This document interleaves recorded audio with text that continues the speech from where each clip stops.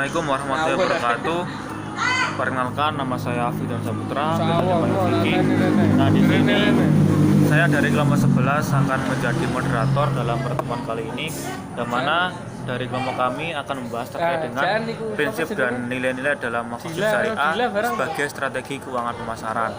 Nah, sebelumnya perkenalkan terlebih dahulu dari anggota kelompok 11. Yang pertama ada Alfiani, NIM 010. Yang kedua ada Faizal Fairani, NIM 019. Yang ketiga ada Siami, NIM 065. Yang keempat ada Nurdini, NIM 083. Dan yang kelima ada saya sendiri, yaitu Putra, NIM 101.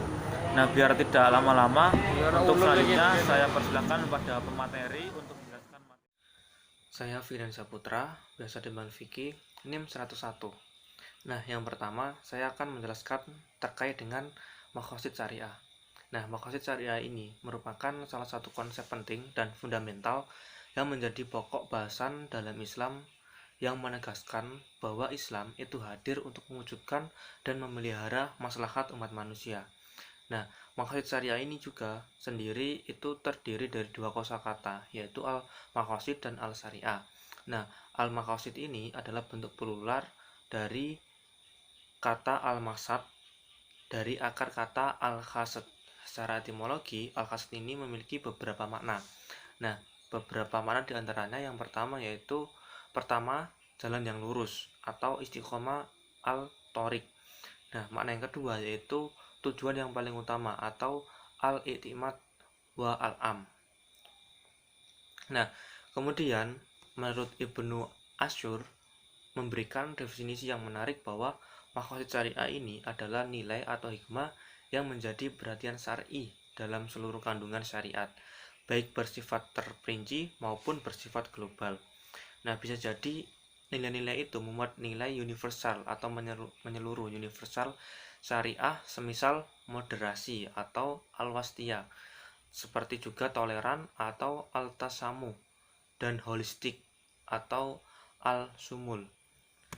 Kemudian juga secara garis besar, para ulama memberikan gambaran tentang teori dari maqasid syariah, yaitu bahwa maqasid syariah harus berpusat dan bertumpu dalam 5 pokok kemaslahatan, yaitu yang pertama kemaslahatan agama, al-din, kemaslahatan jiwa, al-nafs, kemaslahatan akal, al-akal, kemaslahatan keturunan, al-nasl, dan kemaslahatan harta atau al-amal. Dan yang berikutnya ada prinsip dan nilai-nilai dalam maqasid syariah. Nah, yang pertama itu ada nilai-nilai dasar dalam maqasid syariah. Nah, dalam nilai-nilai dasar ini beberapa diantaranya ada adil atau keadilan, yang kedua ada khilafah, dan yang ketiga ada takaful. Nah, kita ke yang pertama dulu, yaitu tentang adil atau keadilan. Nah, keadilan ini merupakan nilai yang paling urgent atau paling asasi dalam ajaran Islam, dan juga menegakkan keadilan dan memberantas kezaliman itu merupakan tujuan utama dari risalah para rasulnya. Nah, keadilan ini juga seringkali diletakkan sederajat dengan kebaikan dan ketakwaan. Bahkan seluruh ulama terkemuka pun sepanjang sejarah Islam itu menempatkan keadilan sebagai unsur yang paling utama dalam maqasid syariah. Nah, jadi di sini tentunya kita di khalayak umum sebagai masyarakat, sebagai pemeluk agama Islam, dan tentunya dalam bertransaksi dengan ajaran-ajaran Islam, kita seharusnya dan selayaknya untuk tetap menggunakan dan memegang nilai-nilai yang ada di dalam Islam, terutama nilai keadilan ini. Kemudian yang kedua yaitu ada khilafah. Nah, nilai khilafah secara umum itu berarti tanggung jawab sebagai pengganti atau utusan Allah di alam semesta. Nah, manusia ini diciptakan Allah untuk menjadi khilafah di muka bumi ini, atau yang sering kita sebut yaitu sebagai pemimpin. Kemudian yang ketiga yaitu ada takaful. Nah, yang mana Islam itu mengajarkan bahwa seluruh manusia itu adalah bersaudara. Nah, sama orang Islam, kita adalah saudara, dan belum sempurna iman seseorang sebelum kita mencintai saudaranya melebihi cintanya pada diri sendiri. Nah, dan hal ini yang mendorong manusia untuk mewujudkan hubungan yang baik di antara individu dan masyarakat melalui konsep penjaminan oleh masyarakat ataupun takaful. Nah, nilai takaful atau bersaudara ini juga penting untuk kita terapkan di dalam kehidupan bermasyarakat dan juga bermuamalah, karena sejatinya kita sebagai makhluk sosial tidak bisa hidup secara sendiri, dan kita juga harus saling membantu terhadap sesama, dan yaitu terkait dengan prinsip-prinsip ekonomi dalam Islam. Nah, prinsip ekonomi dalam Islam ini merupakan kaidah pokok yang membangun struktur atau kerangka ekonomi Islam yang digali dari Al-Quran dan juga Sunnah. Nah, diantaranya ada beberapa kaidah-kaidah pokok yang membangun struktur atau kerangka dari ekonomi Islam. Nah, yang pertama ada kerja, yang kedua ada kompensasi, yang ketiga ada efisiensi, yang keempat ada profesionalisme, yang kelima ada kecukupan, yang keenam ada pemerataan kesempatan, yang ketujuh ada kebebasan, yang kedelapan ada kerjasama, yang kesembilan ada persaingan, yang kesepuluh ada keseimbangan, yang kesebelas ada solidaritas, dan yang ke-12 atau yang terakhir adalah informasi simetri. Nah, dari prinsip-prinsip atau kaidah-kaidah tersebut kita harus menerapkan baik dari poin 1 sampai ke poin terakhir, yaitu informasi simetri, karena ini saling berhubungan pada saat kita melakukan muamalah atau bertransaksi kepada masyarakat yang lebih luas. Assalamualaikum warahmatullahi wabarakatuh. Perkenalkan, nama saya Siami, NIM 065 dari kelas 5C. Baik, selanjutnya saya akan menjelaskan tentang korelasi maslahat dalam maqasid syariah dengan tujuan pemasaran. Hakikat atau tujuan awal pemberlakuan syariat adalah untuk mewujudkan kemaslahatan manusia. Dalam usaha untuk mewujudkan dan memelihara 5 unsur pokok tersebut, maka Al-Syatibi membagi kepada 3 tingkat maqasid atau tujuan syariah. Yang pertama, maqasid al-daruriyat, dimaksudkan untuk memelihara 5 unsur pokok dalam kehidupan manusia. 5 unsur pokok tersebut yaitu yang pertama, hifz ad-din atau memelihara agama, menjadi hak at-tadayyun atau hak beragama, yaitu kewenangan untuk beribadah dan mempraktikkan perintah-perintah agama. Yang kedua, hifz an-nafs atau menjaga jiwa, menjadi hak al-hayat atau hak hidup. Hak ini sepatutnya diarahkan untuk membangun nilai kehidupan yang berkualitas. Yang ketiga, hifz al-aql atau memelihara akal, yaitu hak al-ta'lim atau hak mendapatkan pendidikan. Menghormati akal bukan hanya terbatas kepada penjagaan kapabilitas akal untuk tidak termasuk mengidap gangguan jiwa atau hilangnya kesadaran. Yang keempat, hifz al-amal atau memelihara harta, yaitu hak al-amal atau hak bekerja. Hak ini tidak sekedar diartikan sebagai usaha untuk melindungi harta dari gangguan pihak lain. Hak ini juga bisa diartikan sebagai hak individu memperoleh harta dengan jalan yang halal seperti bekerja. Yang kelima, hifz al-ird atau nasal atau memelihara kehormatan keluarga dan keturunan, menjadi hak al-intirom al-insani atau hak atas kehormatan manusia. Yang kedua yaitu maqasid al-hajiyat, dimaksudkan untuk menghilangkan kesulitan atau menjadikan pemeliharaan terhadap 5 unsur pokok menjadi lebih baik lagi al-hajiyat atau tujuan-tujuan sekunder yang dibutuhkan manusia untuk mempermudah mencapai kepentingan-kepentingan yang termasuk ke dalam kategori daruriyat. Sebaliknya, menyingkirkan faktor-faktor yang mempersulit usaha perwujudan daruriyat. Yang ketiga, maqasid al-tahsiniyat, dimaksudkan agar manusia dapat melakukan yang terbaik untuk menyempurnakan pemeliharaan 5 unsur pokok.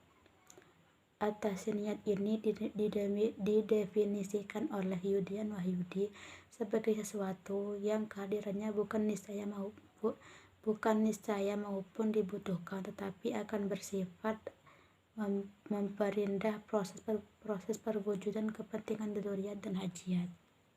Terima kasih. Assalamualaikum warahmatullahi wabarakatuh. Perkenalkan, nama saya Nurdini Rifaia dengan NIM 19072 11000083. Di sini saya sebagai pemateri selanjutnya yang akan menjelaskan tentang korelasi maslahah dalam maqasid syariah dengan tujuan pemasaran.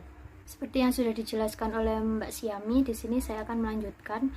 Jadi dalam kegiatan ekonomi, fokus pemasaran secara esensi terdapat 3 tahapan sekaligus aspek penting, yaitu yang pertama adalah tahapan di mana marketer mempersiapkan metode pemasarannya untuk tujuan memaksimalkan laba. Kemudian yang kedua itu pelaksanaan dari rancangan yang telah disusun secara sistematis. Yang ketiga, proses evaluasi terhadap pola pemasaran yang telah dijalankan. Itu adalah fokus pemasaran secara esensi. Jadi konsep maqasid yang telah dirumuskan oleh Imam Al-Ghazali diaplikasikan pada ketiga tahapan tersebut. Maqasid syariah yakni agama, jiwa, akal, keturunan, dan harta, seperti yang sudah dijelaskan oleh Mbak Siami, menjadi pedoman dasar bagi marketer, juga sebagai tolak ukur dalam mempertimbangkan efeknya bagi konsumen, sehingga tujuan untuk mendapatkan kemaslahatan secara bersama dapat terwujud dalam menawarkan dan memasarkan produk kepada konsumen. Itu seorang marketer perlu mempertimbangkan secara jujur dan penuh tanggung jawab bahwa produk tersebut tidak mengintervensi agama, jiwa, akal, keturunan, dan harta yang menjadi maslahat dasar manusia. Di sisi lain, marketer perlu melakukan inovasi-inovasi yang dapat memikat konsumen sebagai konsekuensi dari rasionalitas secara umum dari pola konsumen yang senantiasa memaksimumkan keinginannya maupun keuntungan atau maksimer, sebagaimana dibenarkan oleh Imam Ghazali dalam kitab Ihya Ulumuddin yang mengungkapkan bahwa manusia gemar mengumpulkan harta dan kekayaan yang beraneka ragam. Bila ia telah mempunyai 2 lembah emas, maka ia juga akan mengharapkan lembah emas yang ketiga. Kenapa? Karena manusia memiliki ambisi yang tinggi. Ia kerap berasumsi bahwa kekayaan yang dimiliki tidak cukup mungkin dapat bertahan atau bisa jadi akan hancur, sehingga ia makin akan membutuhkan lebih banyak. Ia berjuang untuk menyingkirkan ketakutan ini dengan menumpuk lebih banyak lagi. Namun ketakutan semacam ini tidak akan berujung bahkan sekiranya ia mempunyai semua harta di dunia.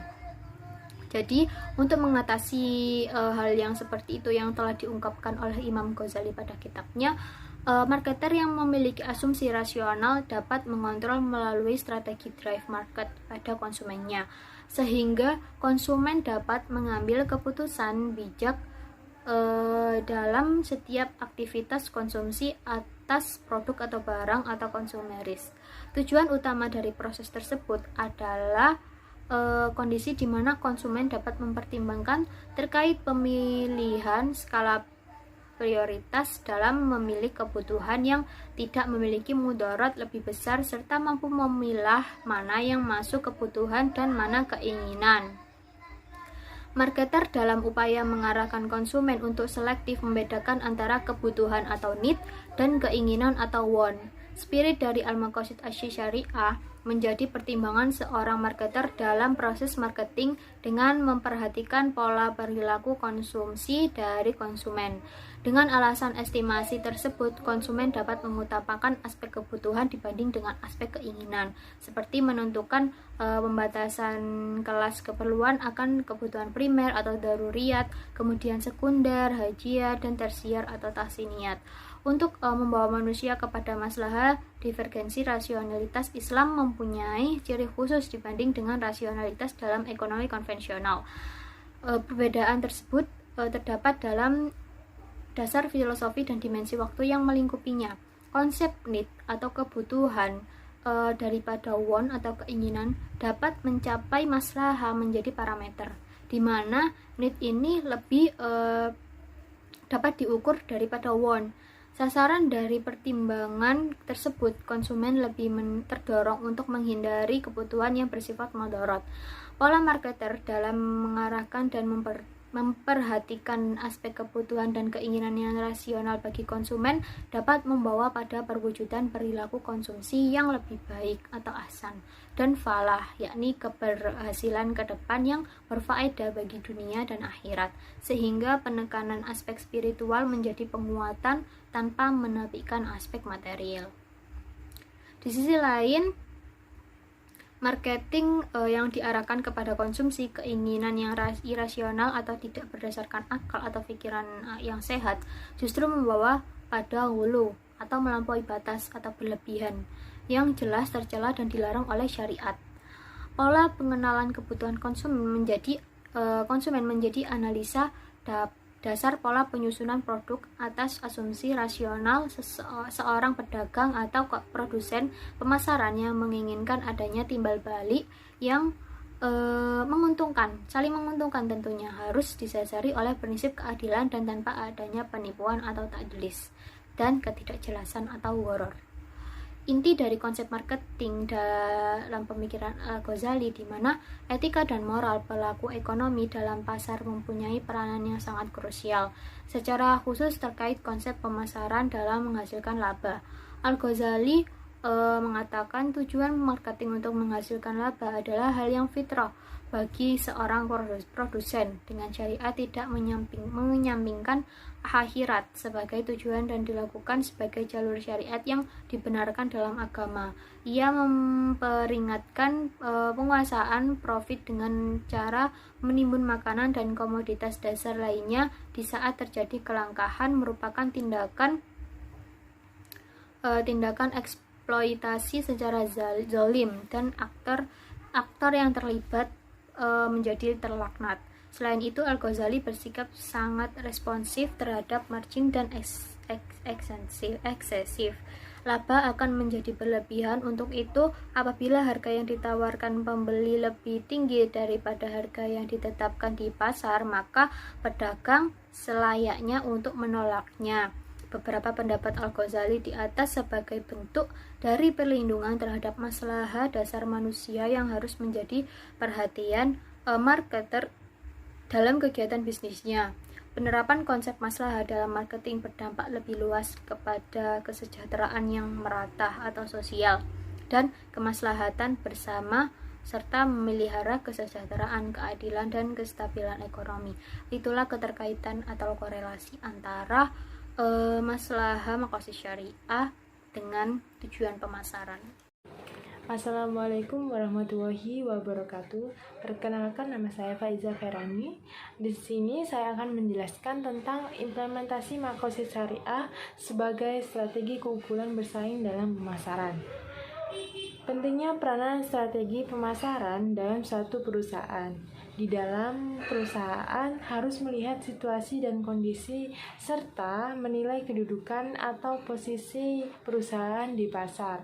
Strategi pemasaran dapat dinyatakan sebagai dasar tindakan yang mengarah kegiatan atau usaha pemasaran dan suatu perusahaan dalam kondisi persaingan dan lingkungan yang selalu berubah agar dapat mencapai tujuan yang diharapkan.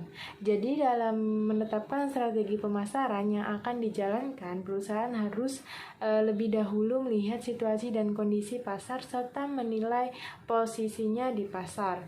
Tujuan pemasaran di dalam Islam bukan semata-mata untuk mencari keuntungan, melainkan mendapatkan keridhaan dari Allah Subhanahu wa taala. Adapun strategi pemasaran dalam maqasid syariah. Yang pertama ada produksi dan jasa. Produksi atau jasa yang dibuat harus memperhatikan nilai kehalalan, bermutu, bermanfaat, dan berhubungan dengan kebutuhan kehidupan manusia. Melakukan jual beli yang mengandung unsur tidak jelas atau gharar terhadap suatu produk akan menimbulkan potensi terjadinya penipuan dan ketidakadilan terhadap salah satu pihak. Strategi produksi dalam hal ini adalah menetapkan cara dan menyediakan produk yang tepat pada pasar yang dituju, sehingga dapat memuaskan para konsumennya dan sekaligus dapat meningkatkan keuntungan perusahaan dalam jangka panjang melalui peningkatan penjualan dan peningkatan share pasar. Yang kedua, penentuan harga. Dalam ekonomi Islam berdasarkan atas mekanisme pasar, yakni harga ditentukan berdasarkan kekuatan permintaan dan penawaran atas sukarela, sehingga tidak ada satu pihak pun yang teraniaya dan terzolimi. Dengan syarat sebaiknya kedua belah pihak yang bertransaksi mengetahui produk dan harga di pasaran. Walaupun penetapan harga merupakan persoalan penting, masih banyak perusahaan yang sempurna dalam menangani permasalahan penetapan harga tersebut karena menghasilkan penjualan, tingkat keuntungan serta share pasar yang dapat dari perusahaan. Yang ketiga, ada tempat. Nah, penentuan tempat yang mudah terjangkau dan terlihat akan memudahkan bagi konsumen untuk mengetahui, mengamati, dan memahami dari suatu produk atau jasa yang ditawarkan. Misalnya, untuk produk-produk sembako yang tidak tahan lama akan lebih baik jika ditempatkan berdekatan dengan keberadaan konsumen. Dan untuk barang-barang yang berharga dengan bermutu tinggi akan lebih baik dipasarkan di tempat yang berkesan mewah. Penempatan suatu produk atau jasa sangat mempengaruhi tingkat harga. Yang terakhir, adanya promosi. Promosi dalam sistem ekonomi syariah harus memperhatikan nilai-nilai kejujuran dan menjauhi penipuan. Media atau saran dan metode yang digunakan harus sesuai dengan syariah. Biaya produksi dalam promosi dipastikan berdampak, tetapi dengan adanya promosi pastinya akan banyak orang yang mengetahui tentang produk-produk tersebut. Contoh kegiatan promosi yaitu dengan periklanan, personal selling atau promosi penjualan dan lain sebagainya. Dan beberapa keputusan yang berkaitan dengan periklanan ini bisa dengan pemilihan media seperti majalah, televisi, surat kabar, dan lain sebagainya. Mungkin itu saja yang bisa saya sampaikan, kurang lebihnya mohon maaf. Assalamualaikum warahmatullahi wabarakatuh. Perkenalkan, nama saya Alfiani Dwi Ramawati. NIM 10 saya di sini sebagai pemateri terakhir. Langsung saja, saya di sini akan melanjutkan pembahasan dari Faizah mengenai implementasi makosid syariah sebagai strategi keunggulan bersaing dalam pemasaran. Penerapan karakteristik pemasaran berdasarkan makosid syariah ini terdiri dari beberapa unsur, yaitu ada teetis, etis, realistis, dan humanistis. Yang pertama ada teetis atau robaniyah. Nah, salah satu ciri khas dari marketing syariah ini adalah sifatnya yang religius. Jiwa seorang syariah marketing harus meyakini bahwa hukum-hukum syariat adalah bersifat ketuhanan yang merupakan hukum yang paling adil, sehingga akan mematuhinya dalam setiap kegiatan atau aktivitas yang dilakukannya. Dalam setiap langkah, aktivitas, atau kegiatan yang dilakukan harus selalu berdasarkan syariat Islam. Nah, pemasaran syariah meyakini bahwa hukum-hukum ketuhanan ini adalah hukum yang paling ideal, paling sempurna, paling tepat untuk segala bentuk kebaikan, serta dapat mencegah dari segala bentuk kerusakan. Dengan konsep ini, seorang pemasar syariah akan selalu berhati-hati dalam kegiatan pemasarannya dan berusaha untuk tidak merugikan konsumen. Apabila seorang pemasar syariah hanya berorientasi pada keuntungan saja, maka ia dapat merugikan konsumen dengan memberikan janji palsu.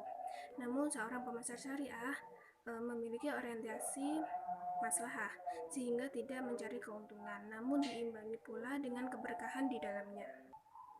Yang kedua yaitu etis atau akhlakiyah. Nah, keistimewaan yang lain dari marketing syariah adalah mengedepankan masalah akhlak dan seluruh aspek kegiatannya. Nah, pemasaran syariah dalam konsep pemasaran yang sangat mengedepankan nilai-nilai moral dan etika ini tidak mempedulikan dari agama manapun karena hal ini bersifat universal. Nah, seorang pemasar syariah harus menjunjung etika dalam melakukan aktivitas pemasarannya. Salah satunya dengan tidak memberikan janji manis yang tidak benar serta selalu mengedepankan nilai kejujuran dalam setiap menjelaskan tentang kualitas produk yang ditawarkan.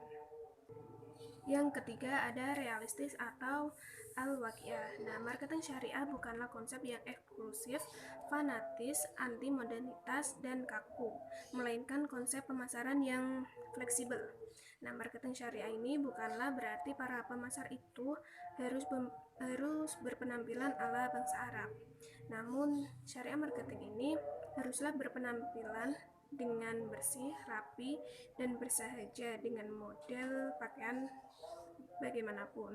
Nah, sifat realistis ini dikarenakan pemasaran syariah sangat fleksibel dan luas dalam tafsir hukum dan implementasinya terhadap pemasaran konvensional.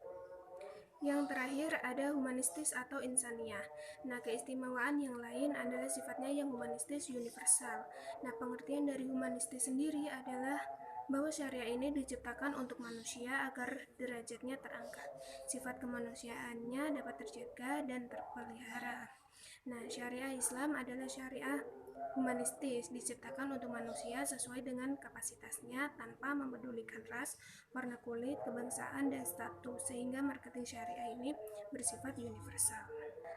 Nah, dapat disimpulkan bahwa penerapan karakter taitis adalah pandangan dasar tentang bekerja itu adalah sebagai ibadah, sedangkan penerapan karakteristik dari etis adalah bagaimana seorang marketing dalam berakhlak dan bermoral.